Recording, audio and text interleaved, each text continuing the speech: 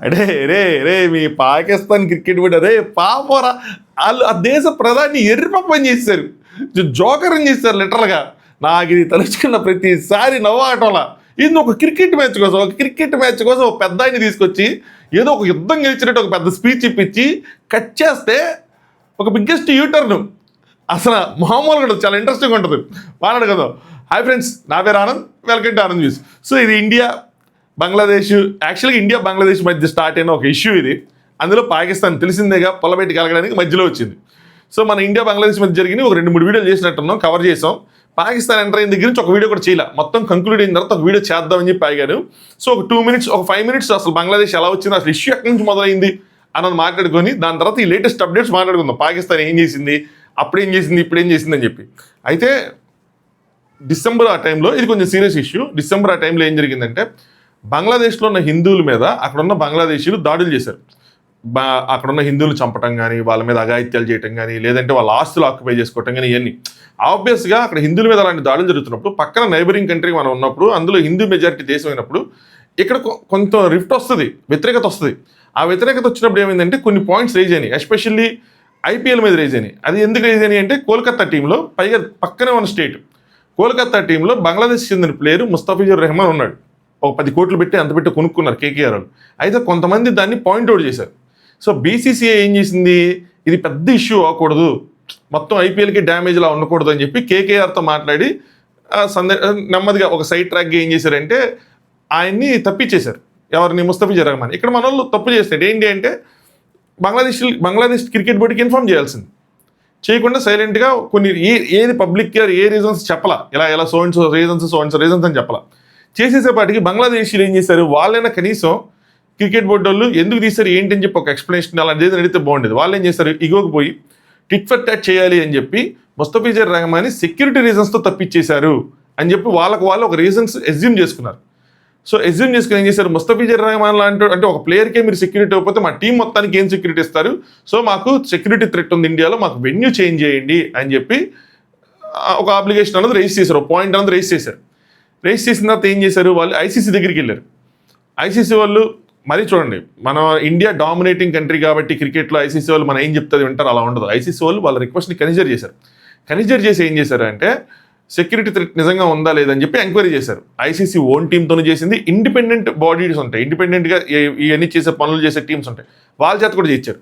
లో నుంచి medium security threat ఉంది తప్పితే హై లెవెల్లో ఏమీ లేదు. ఇంతకుముందు ఛాంపియన్స్ ట్రోఫీ జరిగినప్పుడు పాకిస్తాన్లో మీడియం టు హై ఉన్నాయి, మీడియం టు హై ఉన్న చోట క్రికెట్ ఆడగలిగింది లేదు, లో టు మీడియం ఉన్నప్పుడు ఏమైంది. సో సెక్యూరిటీ థ్రెట్స్ లాంటివి ఏమీ లేవు. సో మొత్తం క్లియర్గా ఉంది, ఆల్రెడీ వెన్యూస్ అన్నవి ఫిక్స్ అయిపోయినాయి. సో మీరు ఇక్కడ ఆడాల్సిందే అంటే బంగ్లాదేశ్లో ఏంటంటే లేదు మేము ఇండియాలో ఆడాం, మేము శ్రీలంకలో ఆడతాం, మా మ్యాచ్లు మార్చండి అంటే మార్చడం కుదరదు అని చెప్పారు. ఈ సెక్యూరిటీ థ్రెట్స్ లాంటివి కూడా ఏమీ లేవని చెప్పి క్లియర్ చేశారు. దాని తర్వాత బంగ్లాదేశ్ ఏం చేసిందంటే లేదని చెప్పి మళ్ళీ ఐసీసీ దగ్గరికి వెళ్ళి కావాలంటే ఐర్లాండ్ ఏదో టీము మొత్తం మ్యాచ్లన్నీ శ్రీలంకలో ఉన్నాయి, మమ్మల్ని రీప్లేస్ చేయండి, గ్రూప్ మార్చండి అని చెప్పింది. మమ్మల్ని ఈ గ్రూప్లో తీసి ఆ గ్రూప్లో పెట్టండి. 4-5 గ్రూపులు 5-6 గ్రూపులు ఉన్నట్టు మొత్తం మీద, ఇప్పుడు నాకు కరెక్ట్గా గుర్తులేదు కానీ. సో గ్రూప్ మార్చండి అంటే అప్పుడు ఐసీసీ వాళ్ళు ఏం చేశారు, అలా ఏం మార్చడం కుదరదు అని చెప్పి ఇంకా బంగ్లాదేశ్ పుష్ చేస్తుంటే ఓటింగ్కి కూడా వెళ్ళారు. సరే మిగతా ఎవరైతే సభ్య దేశాలు ఉన్నాయో, అసోసియేట్ కంట్రీస్ ఏవైతే ఉన్నాయో వాళ్ళ చేత ఓటింగ్కి వెళ్ళారు. మొత్తం 16 కంట్రీస్ ఉన్నాయి. 16 కంట్రీస్లో బంగ్లాదేశ్ వెన్యూ మార్చాలా వద్దా, సెక్యూరిటీ థ్రెట్ ఇండియాలో ఉందా లేదా అన్న దాని మీద ఓటింగ్ జరిగితే 14 ఓట్లు ఏమీ లేదు, ఏం మార్చాల్సిన అవసరం లేదని పడ్డాయి. ఒక 2 ఓట్లు మాత్రం అవును మార్చాల్సిందని పడ్డాయి. ఆ 2 ఓట్లు ఒకటి బంగ్లాదేశ్, రెండోది మీకు తెలుసు. సో పాకిస్తాన్ వాళ్ళు సపోర్ట్ చేశారు. ఎప్పుడైతే పాకిస్తాన్ ఎంటర్ అయిందో అప్పుడే బంగ్లాదేశ్ అయిపోయింది, బూడిద అయిపోయింది, ఇంక అయిపోయింది అంతే ఇంకా. సో ఇంక మీకు ఓటింగ్ కూడా పెట్టాము, ఇంక మీకు ఛాన్స్ లేదు అంటే లేదు మాకు మార్చాల్సింది అది 4-5 ఆప్షన్లు ఇస్తే బట్టి ఐసీసీ వాళ్ళకి ఏం కాలిపోయి ఒక 24 గంటల డెడ్ లైన్ విధించారు. డెడ్ లైన్ విధిస్తే వాళ్ళు ఏం చేశారు, వాళ్ళ పీఎంతో వాళ్ళతో మాట్లాడుకొని వాళ్ళ ప్రెసిడెంట్స్తో మాట్లాడుకొని వాళ్ళు ఏం చేశారంటే డెడ్ లైన్ లోపల రెస్పాండ్ అవ్వకపోయినా డెడ్ లైన్ తర్వాత రెస్పాండ్ అయినా కూడా అది పాజిటివ్ రెస్పాన్స్ కాదు. దాంతో ఐసీసీ ఏం చేసింది, ఇప్పుడు బంగ్లాదేశ్ లాంటి టీం ఆడమంటే ఏం చేస్తారు, అమ్మమ్మ మీరు రాకపోతే ఏమైనా అయిపోద్దని అనుకుంటారంటే లేదు, సింపుల్గా ఏం చేశారంటే స్కాట్లాండ్ టీంతో రీప్లేస్ చేశారు. సో బంగ్లాదేశ్ని బయటికి గెంటేస్తే ఏమైనా అన్నారా, మీ మీద శాంక్షన్ చేస్తాం, మిమ్మల్ని బ్యాన్ చేస్తాం, ఏమీ అనలా. అప్పుడు ఏం జరగల, అసలు ఏమి దాని గురించి డిస్కషన్ లేదు.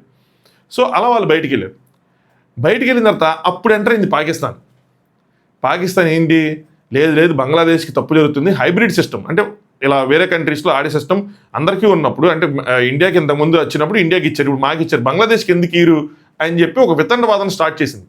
ఇది వితండవాదన ఎందుకు అంటే ఇండియాకి కానీ పాకిస్తాన్కి కానీ ముందు నుంచి ఉన్నాయి, టోర్నమెంట్ ముందు నుంచే వీళ్ళకి గొడవలు ఉన్నాయి, ముందు నుంచి న్యూట్రల్ వెన్యూస్లో ఆడుతున్నారు. బంగ్లాదేశ్ కూడా అలాంటి ఇష్యూ ఉండి టోర్నమెంట్ షెడ్యూల్ అవ్వడానికి ముందే కనుక ఇష్యూ రైజ్ చేసి ఉంటే ఖచ్చితంగా ఐసీసీ దాన్ని కన్సిడర్ చేసేది. ఎలాగైతే ఇప్పుడు మనోళ్ళు డామినేట్ చేస్తున్నారంటే మనోళ్ళకి న్యూట్రల్ వెన్యూలు లేవు, పాకిస్తాన్లో అడిగితే పాకిస్తాన్ల కోసం మనోళ్ళు మన కంట్రీ వదిలేసి శ్రీలంకలో ఆడుతున్నారు మ్యాచ్. న్యాయమే అది కదా, వాళ్ళకి ఇప్పుడు వాళ్ళ దగ్గర ఛాంపియన్స్ ట్రోఫీ జరిగినప్పుడు మనం వాళ్ళ దేశంలో ఆడమంటే బయట వెళ్ళాడు, సంథింగ్ సిమిలర్, న్యాయమే. ఎవరినైనా వాళ్ళు ఈక్వల్గానే ట్రీట్ చేశారు, బంగ్లాదేశ్ కూడా ఈక్వల్గా ఇన్ ద సెన్స్ ఈక్వల్గానే ట్రీట్ చేశారు. వాళ్ళకి ఆ పాయింట్ కనుక ముందుంటే టోర్నమెంట్ షెడ్యూల్కి ముందు కనుక ఉంటే రైస్ చేస్తుంటే కన్సిడర్ చేసేవాళ్ళు. ఇప్పుడు వాళ్ళు రైస్ చేసింది ఏంటి, జస్ట్ ఫర్ ఈగో, అంటే ఒక ప్లేయర్ని తీస్తారు కదా దానికోసం చేశారు ఇది. కానీ వాళ్ళు గ్రేటర్ గుడ్ కోసం ఆలోచించాల, అంటే మా భవిష్యత్తు ఏమైంది, ఇప్పుడు ఉపఖండంలో ఇక్కడ జరుగుతున్నాయి, అందరికన్నా ఎక్కువ అడ్వాంటేజ్ బంగ్లాదేశ్కి ఉండేది. చిన్న చిన్న టీంలు ఎక్కడి నుంచి వచ్చి చెత్త అసలు గెలిచేస్తాయి అన్న రేంజ్కి వెళ్ళిపోతున్నాయి, దగ్గరికి వెళ్ళిపోతున్నాయి. యూఏఈ అంత అడౌట్ చేసింది, నేపాల్ అంతా అడౌట్ చేసింది, ఎలాంటి అడౌట్లు చేస్తున్నారు మ్యాచ్లు ఆడతా. సో బంగ్లాదేశ్కి మంచి ఛాన్స్ ఉండేది, చేతులా చెడగొట్టుకున్నారు. సరే ఆ పాయింట్ పక్కన పెట్టేస్తే పాకిస్తాన్ ఎంటర్ అయింది. పాకిస్తాన్ ఎంటర్ ఏం చేసింది, పాకిస్తాన్ అమ్మో అసలు మా ఫ్రెండ్స్ వాళ్ళు లేకపోతే ఎలాగ మేము వాళ్ళ కోసం స్టాండ్ తీసుకుంటామని చెప్పి ఫస్ట్ పాకిస్తాన్ క్రికెట్ బోర్డు నుంచి వచ్చినాయి ఏంటంటే మేము కూడా వరల్డ్ కప్ బాయ్కాట్ చేస్తాం అని చెప్పి వచ్చినప్పుడు అప్పుడు మనోళ్ళు ఎవరు మనోళ్ళందరి కింద కామెంట్ కూడా చేశారా, ఒక్కగా బాయ్కాట్ చేయాలి, వాళ్ళు మ్యాచ్ ఆడాల్సిందే, అది ఇది అని చెప్పి అన్నారు. అంత విషయం ఉండదు అనుకుంటే వీళ్ళు ఏం చేశారంటే వాళ్ళ ప్రైమ్ మినిస్టర్తో డిస్కస్ చేసి వాళ్ళ ప్రైమ్ మినిస్టర్ చేత ఒక ప్రెస్ నోటు ఆయన డైరెక్ట్గా మీడియాతో మాట్లాడారు. అది ఏంటి అంటే బంగ్లాదేశ్ ఇండియాకి అగైనెస్ట్గా మీ T20 వరల్డ్ కప్లో బంగ్లాదేశ్ కోసం ఇండియాకి అగైనెస్ట్గా మీ స్టాండ్ తీసుకుంటున్నాం, స్పోర్ట్స్లో ఇలాంటి పాలిటిక్స్ లాంటివి ఉండకూడదు, సో బంగ్లాదేశ్ మా తమ్ముళ్ళు లాంటి వాళ్ళు అన్నట్టు ఈ హిందుస్థాన్ వాళ్ళు ఇలా చేస్తున్నారు, ఇది కరెక్ట్ కాదు, న్యూట్రల్ వెన్యూస్ ఇవ్వాల్సిందే అని చెప్పి ఏ క్రికెట్ బోర్డు మెంబరో లేదంటే క్రికెట్ బోర్డు ప్రెసిడెంట్ మాట్లాడితే అయిపోయేదానికి ఆయన తీసుకొచ్చి ఆ ప్రైమ్ మినిస్టర్ని తీసుకొచ్చి ఆయన చేత మాట్లాడిచ్చారు. ఏంటి మీకు వరల్డ్ కప్ బాయ్కాట్ చేయం కానీ ఇండియాతో జరిగే మ్యాచ్ని బాయ్కాట్ చేస్తామని. అరే అసలు ఏమైనా నాకు ఇది అనగానే ఎంత బ్రెయిన్లెస్ పీపుల్ అనిపించింది. ఈ మ్యాచ్ బాయ్కాట్ చేస్తారు, ఇది బాయ్కాట్ చేయడం అంటే ఏంటి అంటే పాయింట్స్ అన్ని ఇండియాకి వచ్చేస్తాయి ఆడకపోయినా కూడా. ఒకటి, మీరు అడిగినట్టు మీకు న్యూట్రల్ వెన్యూలో ఇచ్చారు మ్యాచ్. 2, మీరు సేమ్ గ్రూప్లో ఉన్నారు. సరే 3, ఇది ఆలోచన మేజర్ పాయింట్. ఇప్పుడు లీగ్ మ్యాచ్ గట్టి బాయ్కాట్ చేస్తారు, రేపు సెమీఫైనల్ పడింది ఏం చేస్తారు, ఫైనల్ పడింది ఏం చేస్తారు, అంటే నాకౌట్ మ్యాచ్ లాంటిది పడింది ఏదో ఒకటి ఆ గ్రూప్ స్టాట్స్ని బట్టి ఏదో ఒకటి నాకౌట్ మ్యాచ్ పడింది, అప్పుడు ఇచ్చేసి వెళ్ళిపోతారా ఇంటికి? బుర్రలేదా కొద్దిగైనా? నాకు అది అర్థం కాల, ఇదేం స్టాండ్ తీసుకోవటం. సో ఇప్పుడు ఏం జరిగింది అన్నది మాట్లాడుకుందాం సరేనా. సో వీడియోని నచ్చితే ఖచ్చితంగా లైక్ చేయండి, లైక్ చేస్తే ఏంటంటే రీచ్ పెరుగుతుంది. సో ఇన్ ద ప్రీవియస్ వీడియోలు కూడా అలాగే వెళ్ళింది. సో కాంటెంట్ నచ్చితే కనుక ఖచ్చితంగా సబ్స్క్రైబ్ చేసుకోండి. మనకున్న సబ్స్క్రైబర్సే మన సత్తా ఏంటని చెప్తాయి. జనరల్గా అంతే కదా, మనం చూసినప్పుడు కూడా సబ్స్క్రైబర్స్ 1 lakh ఉన్నారంటే ఈ కాంటెంట్లో మ్యాటర్ ఉందనుకుంటారు. 20,000 అలా ఉన్నప్పుడు అనుకోరు, జనరల్గా అనుకోరు, చూసేదాకా అనుకోరు, చూస్తే అర్థమవుతుంది. సో మీరు సబ్స్క్రైబ్ చేసుకున్నారనుకోండి, వాళ్ళకి చూడటానికి వాళ్ళు క్లిక్ చేసే అవకాశం ఎక్కువ ఉంటుంది మన వీడియోని.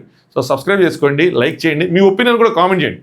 సరే ఏం చేశారంటే దాని తర్వాత ఎప్పుడైతే వీళ్ళు ఇలా బాయ్కాట్ చేస్తామన్నారో అప్పుడు ఏమైందంటే వరుసగా కొన్ని పాయింట్స్ రేజ్ అయినాయి. అన్ని ఇండియా ఏది అఫీషియల్ కమ్యూనికేషన్స్ లేవు, అన్ని అన్అఫీషియల్ కమ్యూనికేషన్స్. ఏంటంటే ఫస్ట్ స్పాన్సర్స్ లీగల్గా ఒక కేసు వేస్తారు, ఎందుకంటే ఇండియా పాకిస్తాన్ మ్యాచ్ అనేది ఒక హై వోల్టేజ్ మ్యాచ్, కొన్ని సెకండ్లు 10 సెకండ్ల ఆడికే లక్షల్లో ఛార్జీలు చేస్తున్నారు.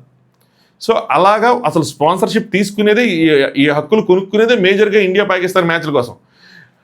ఇంకో విషయం చెప్తానండి, ఇది కూడా అన్అఫీషియల్గా ఉండేదే. ఇండియా పాకిస్తాన్ని వేరే గ్రూపుల్లో వేస్తే పొరపాటున పాకిస్తాన్ టీం కనుక ఆ సూపర్ 6కో లేదంటే సెమీఫైనల్కో లేదా నాకౌట్ మ్యాచ్లకి దేనికైనా క్వాలిఫై అవ్వకపోతే ఇండియా పాకిస్తాన్ మధ్యలో అసలు మ్యాచే జరగదని చెప్పి గత కొన్ని సంవత్సరాల నుంచి ఇండియా పాకిస్తాన్ సేమ్ టీంలో పెడుతున్నారు, సేమ్ గ్రూప్లో పెడుతున్నారు. ఇంతకుముందు జరిగింది ఒకసారి, అందుకోసం అని చెప్పి అప్పటి నుంచి సేమ్ గ్రూప్లో పెడతారు, వాళ్ళు రాలా. సో సేమ్ గ్రూప్లో పెట్టి మ్యాచ్లు ఆడిపిస్తున్నారు.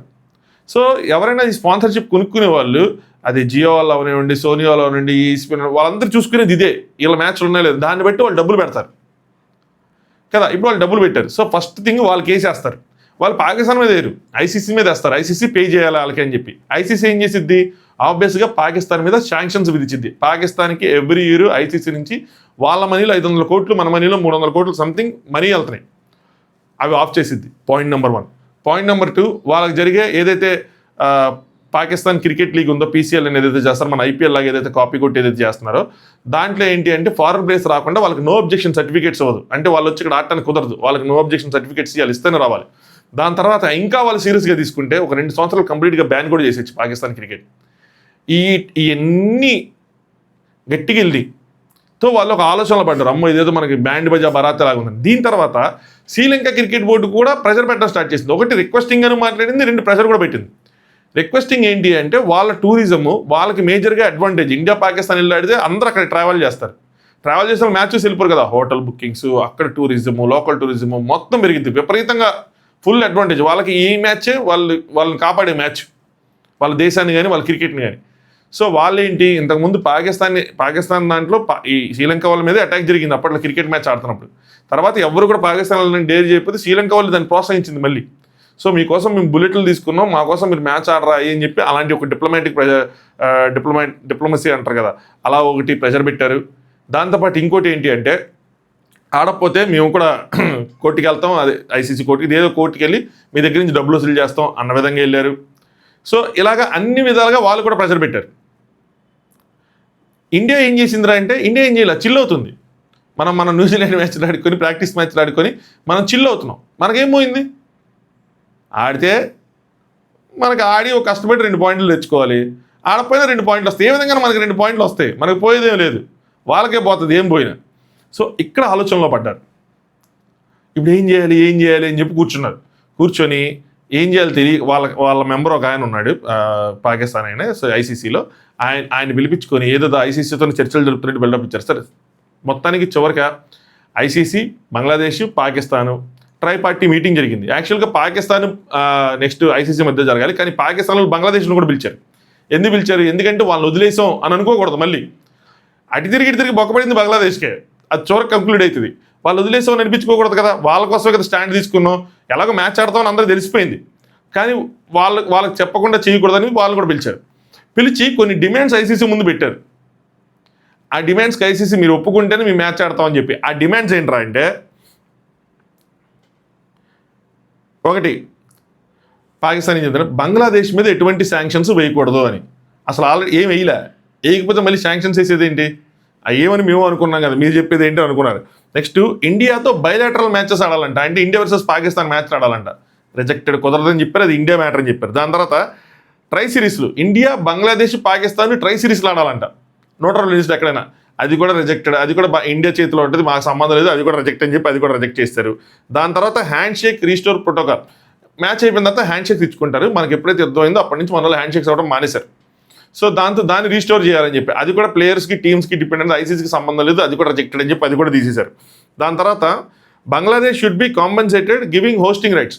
సో బంగ్లాదేశ్కి కొంచెం కాంపెన్సేషన్ చేయాలి, ఐసీసీ ఈవెంట్ ఏదో ఒకటి ఒక హోస్టింగ్ ఇవ్వాలి అని చెప్పి దానికి కొద్దిగా అగ్రీ చేశారు. వాళ్ళు ఏం చేశారంటే, సరే 2031 వరల్డ్ కప్ ఏదైతే ఉందో దానికి ముందు లోపల ఏదో ఒకటి ఇస్తారు, మ్యాక్సిమం అండర్-19 వరల్డ్ కప్ ఏదో ఒకటి వాళ్ళు మోహన్ కొడతారు. ఇప్పుడు దీనివల్ల ఈ బాయ్కట్ వల్ల పాకిస్తాన్కి వచ్చిన లాభమేనా ఉందా, లేదు.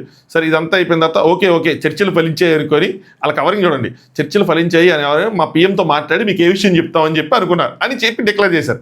దాని తర్వాత వీళ్ళ నాటకాలు మామూలు నాటకాలు కాదు. ఏంటి, బంగ్లాదేశ్ చేత ఒక లెటర్ రాయించారు. బంగ్లాదేశ్ క్రికెట్ బోర్డు వాళ్ళు, ఆయన ఎవరు ఉంటారు కదా వాళ్ళ ప్రెసిడెంట్ ఎవరు, ఆయన ఒక లెటర్ రాశారు. ఏమి రాశారు అంటే, మీరు ఆడండి మ్యాచ్, మా కోసం మీరు చాలా స్టాండ్ తీసుకున్నారు, డామ్ టీమ్ డిస్క్ అని చెప్పుకోసేపోయి లాస్ట్లో for the benefit of entire cricket eco system మీరు ఆడాలి. అవును గురువు గారు, మీరు ఆడాలండి, మీరు ఆడాలి, మా కోసం కాదు, మీకోసం కాదు, క్రికెట్ కోసం ఆడాలి, క్రికెట్ ఎకో సిస్టమ్ కోసం ఆడాలి అని చెప్పి. ఒరే క్రికెట్ ఎకో సిస్టమ్ కోసం వాళ్ళు ఆడాలంటే అదే క్రికెట్ ఎకో సిస్టమ్ కోసం కూడా మీరు కూడా ఆడాలి కదరా. ఎంత సింపుల్ లాజిక్ అలా మిస్ అయ్యారు. ఏమీ లేదు, పాకిస్తాన్ వాళ్ళు భయ్యా మేమంతా మేము ఆడితే బాగోదు, మీరు ఇల్లు ఒక లెటర్ రాస్తే एक लेटर भेज दो ना हमारा नाम पे, अदरवाइज हमारा कट जाएगा అనగానే వాళ్ళ లెటర్ సరే పంపించారు. బంగ్లాదేశ్ కోచ్ ఏదో ట్వీట్ చేశారు, నేను మొత్తానికి అటు తిరిగి మమ్మల్ని మడతాయి సార్ ఈ పాకిస్తాన్లో నమ్ముకొని మేము సంగనానికి పోయాం అన్నట్టు వాళ్ళు.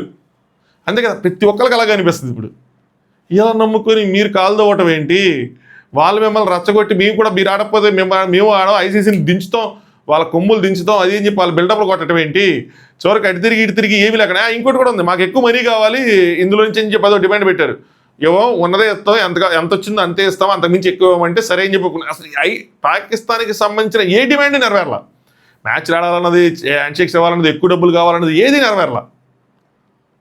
సో బంగ్లాదేశ్ వాళ్ళకి అదే చెప్తున్నాను కదా, వాళ్ళు కొమ్ములు ఎరగబడతాయి అని చెప్పి వాళ్ళకి మీరు తగ్గద్దు, వెనక తగ్గద్దు, తగ్గేదేలే అన్నట్టు మేము చూసుకుంటా ఉన్నారు. చివరికి ఏం చేశారు, వాళ్ళే తగ్గారు.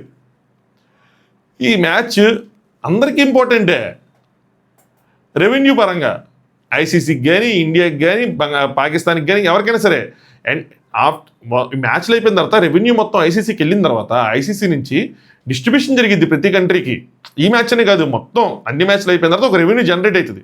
ఆ రెవెన్యూని ఐసీసీ అన్ని కంట్రీస్కి వాళ్ళు ఆడిన మ్యాచ్లు వాళ్ళ షేర్కి తగ్గట్టు, వాళ్ళ ప్రతిభకు తగ్గట్టు వాళ్ళకి కొంచెం వాళ్ళ ఉంటాయి కదా, ఎగో లెక్కలా ఉంటాయి కదా, దాని ప్రకారం పాకిస్తాన్లో 300 కోట్లు, ఇండియాకు 1000 కోట్లు, ఆస్ట్రేలియాకు 500 కోట్లు, శ్రీలంకకు 200 కోట్లు అలా ఇచ్చుకుంటే డిస్ట్రిబ్యూట్ చేస్తారు. దాంతో వాళ్ళు ఆ దేశంలోని క్రికెట్ని అభివృద్ధి చేసుకోవాలి. డబ్బులు ఇచ్చుకోవటం ప్లేయర్స్కి అంతా, ఇంకా క్రికెట్ వాళ్ళకి కొన్ని స్పోర్ట్స్ అకాడమీలు పెట్టడం, అందులో ట్రైనింగ్లు ఇచ్చుకోవటం, చిన్న ఉంటాయి కదా, అండర్-19, అండర్-13 టీమ్స్ ఏవైతే ఉంటాయో, అండర్-16 టీమ్స్ ఏవైతే ఉంటాయో వాటిని అభివృద్ధి చేసుకోవటం, వాటన్నిటికీ స్పెండ్ చేసుకోవాలి. వీళ్ళ జీతాలు, డైరెక్టర్ జీతాలు, ఇవన్నీ చేయటానికి వాడేమనేది. అది ఆపేస్తే బోర్డు ఏమైనా ఉంటుందా, దివాలా తీసేదా? సో వీళ్ళు సాధించింది ఏంట్రా ఇంత నాటకం జరిపంటే, వాళ్ళ ప్రధానమంత్రిని ఎరిపప్పని చేయటం. ఇలాంటిది ఏదైనా ఉంటే మా ప్రధానమంత్రి వద్దన్నారు అని చెప్పి వాళ్ళ బోర్డు మెంబర్స్ ఎవరైనా మాట్లాడేసి మా ప్రధానమంత్రి గారితో మాట్లాడామండి, వద్దన్నారండి అని చెప్పచ్చు కదా. లేదు, ఆయన దిగిపోయారు లైన్లోకి. ఇదంతా అయిపోయిన తర్వాత బంగ్లాదేశ్ వాళ్ళు లెటర్ పంపించిన తర్వాత మా ప్రధానమంత్రితో మాట్లాడి చెప్తాను, ప్రధానమంత్రి దగ్గరికి వెళ్ళి మా ప్రధానమంత్రి ఒప్పుకున్నారు, మ్యాచ్ ఆడమన్నారు, పరిస్థితులు అర్థం చేసుకున్నారు అది అని చెప్పి అప్పుడు అఫీషియల్గా కొన్ని గంటల ముందు అఫీషియల్గా రిలీజ్ చేశారు. సో నెక్స్ట్ సండే మ్యాచ్ ఆడుతున్నారు అనమాట. అది తిరిగి మ్యాచ్ ఆడతారని మా అందరూ తెలుసు, ప్రపంచం మొత్తానికి తెలుసు. కానీ కేవలం ఏంటంటే ఒక షో ఆఫ్. ఇప్పుడు పాకిస్తాన్ వాళ్ళు ఏం చెప్పుకుంటారు, ఐసీసీని మన దేశం రప్పించారనో, ఐసీసీ కొమ్ములోంచారనో, ఎంత వాళ్ళు లాజికల్గా ఆలోచించాలి. మనకేం ఒరిగింది, మనకేమొచ్చింది అని చెప్పి. ఏంది బంగ్లాదేశ్ ఒక అండర్-19 వరల్డ్ కప్ హోస్ట్ చేసే ఇదే మామూలుగానే ఏదోటి ఈ మొత్తం ఒక ఏమంటారు ఒక సిరీస్లో జరుగుతూ ఉంటాయి అబ్బాయి ఇవన్నీ. సో ఇస్తారు ఏదో ఒకటి, ఆబ్వియస్గా ఇండియాతో కలిసి హోస్ట్ చేయటమో లేదంటే విడిగానే ఏదో ఒకటి ఇచ్చేవాళ్ళు. దానికి ఇంత ఇది చేసి అది చేయాల్సిన నెసిటీ ఏమైనా ఉందా? ఇలా పరుగు పోగొట్టుకోవడం కాదు ఇది, పిచ్చి వేషాలు కాదా ఇది, ముందే వెనక ఆలోచించుకుంటే చేసే పనులే కదా ఇది. ఈ మ్యాచ్ బాయ్కాట్ చేసి ఒకవేళ వదిలేశారు, అందరూ వదిలేశారు, బాయ్కాట్ చేశారు, నాకౌట్ మ్యాచ్ క్వాలిఫై అయితే అది ఇండియాతో పడితే అప్పుడు ఏం చేసేవాళ్ళు? బుర్రలేదా? వస్తాయి. ఇప్పుడు వాళ్ళ ప్లేయర్స్ ఎవరైతే ఎక్స్ ప్లేయర్స్ ఉన్నారో వాళ్ళందరి దగ్గర నుంచి, నిజాయితీగా ఉన్న వాళ్ళ దగ్గర నుంచి మంచి ట్వీట్లు వస్తాయి చూడండి. అందరూ ఏం చెప్తారు, అరే మిమ్మల్ని నమ్ముకొని అసలు మేము ఏదో పెద్దగా ఊహించుకొని మేము ఏది పడితే అది మాట్లాడాము, ఇప్పుడేమో మేము మొహాలు ఆడు చూపించాలరా అని వస్తాయి బయటికి. మామూలు పరువు పోగొట్టుకున్నారు. మనం ఏం చేసాం, మనం ఏం చేయాలి, మన వాళ్ళు ఎవరేం మాట్లాడాలా, మనకేంటి సంబంధం? ఐసీసీ చూసుకునిద్ది, వాళ్ళు చూసుకుంటారు, మనకేం సంబంధం లేదు కదా. సో అది జరిగింది. అది మొత్తానికి ఇండియా వర్సెస్ పాకిస్తాన్ మ్యాచ్ మనందరం అనుకునేట్టు జరుగుతుంది. బట్ కొంచెం డ్రామా జరిగింది. ఈ పాకిస్తానీ డ్రామా ఏం లేదు, ఎప్పట్లాగే మనందరం నవ్వుకోవడానికి, చోకులు వేసుకోవడానికి, వాళ్ళు రిపప్పులు అవడానికి జరిగింది ఇది. ఆ యూఎస్ఏ మ్యాచ్ తర్వాత వాళ్ళకి ఇంకా డౌట్ వచ్చి ఉంటుంది, అమ్మో వీళ్ళతో మ్యాచ్ ఆడకపోతే క్వాలిఫై ఛాన్స్, గెలవరు ఎలాగో, అమ్మో వద్దులే, ఆలీజులు మన వాళ్ళు గెలాలి ఎలాగైనా సరే, ఏంది ఒక్కొక్కసారి మళ్ళీ తిరిగైపోతాయి, ఎలాగైనా సరే మనం గెలుస్తాం మ్యాచ్. సరే మ్యాచ్ గెలిచాక మళ్ళీ ఒకసారి కుదిరితే ఈ టాపిక్ మనం మాట్లాడుకుందాం. లాస్ట్ టైం కూడా ఈ టాపిక్ ఇదే లాస్ట్ వీడియో అని చెప్పా, నాకేం తెలిసి పాకిస్తాన్ ఎట్లా తిప్పుతారని చెప్పి అలాంటి తిప్పారు. సో ఇదే నాకు తెలిసి ఈ ఇష్యూల మీద లాస్ట్ వీడియో. మన వాళ్ళు ఈ సెమీఫైనల్కో ఫైనల్కి వెళ్ళి మనం మ్యాచ్ గెలిచి మంచి టఫ్ మ్యాచ్ ఏదైనా ఆడి గెలిస్తే మళ్ళీ అప్పుడు మాట్లాడుకుందాం, సరేనా? వీడియో లైక్ చేయకపోతే ఇప్పటివరకు లైక్ చేయండి, ఛానల్ సబ్స్క్రైబ్ చేసుకోండి. కొన్ని స్టోరీస్ ప్రీవియస్ వీడియోకి సంబంధించి కొన్ని క్వశ్చన్స్ రైజ్ అయినాయి, దానికి సంబంధించిన స్టోరీస్ పెట్టాను. ఇన్స్టాగ్రామ్కి కింద డిస్క్రిప్షన్లో ఉంటుంది. సో మీరు అక్కడ ఫాలో అయిపోయిన సరే ఆ స్టోరీస్ అయినా చెక్ చేయండి, మీకు అర్థమైద్ది. సో కొన్ని విషయాలు నేను జస్ట్ స్టోరీస్గానే పెడతాను, ప్రతిదీ మనం వీడియో చేయలేం, సరేనా? పోనీ రీల్స్లా చేద్దామని నాకు అంత టైం ఉండదు. సో నేను కొద్దిగా ఆక్యుపైడ్గా ఉన్నా, సో అందుకోసం చెప్పి స్టోరీస్గా పెట్టి వదిలేస్తా. సో మీకు ఎవరికైనా ఇన్స్టాగ్రామ్ అకౌంట్ ఉంటే కింద డిస్క్రిప్షన్లో టాప్ యూస్ ఇన్స్టాగ్రామ్ అకౌంట్ ఉంటుంది, అక్కడ ఫాలో అవ్వండి. ఓకే, చలో, thanks for watching Anand views.